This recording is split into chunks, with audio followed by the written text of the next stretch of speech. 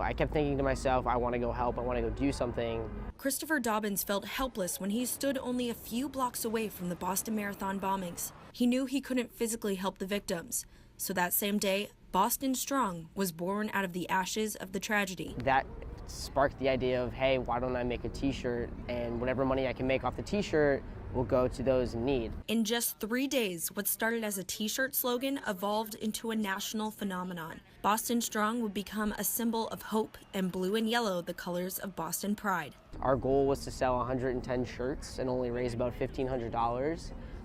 And to this day, we've sold over 70,000 shirts and have raised over $1 million.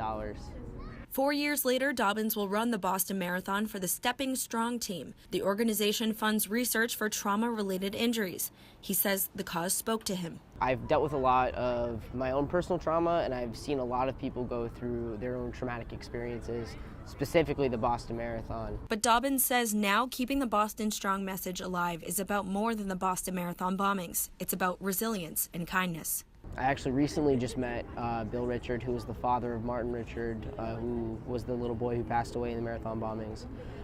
And he and his family are doing incredible work for children with disabilities. Dobens is also running for his own loved ones. His then-girlfriend was a victim of the bombings, and the following year she ran the course. The healing process they both went through over the last 4 years has bonded them together, just as the city's healing has bonded its citizens. There was a moment where the two of us locked eyes and we realized what this was all about, like why Boston Strong was created, why this community exists, and why this marathon means the world to not only the two of us, but like this entire city.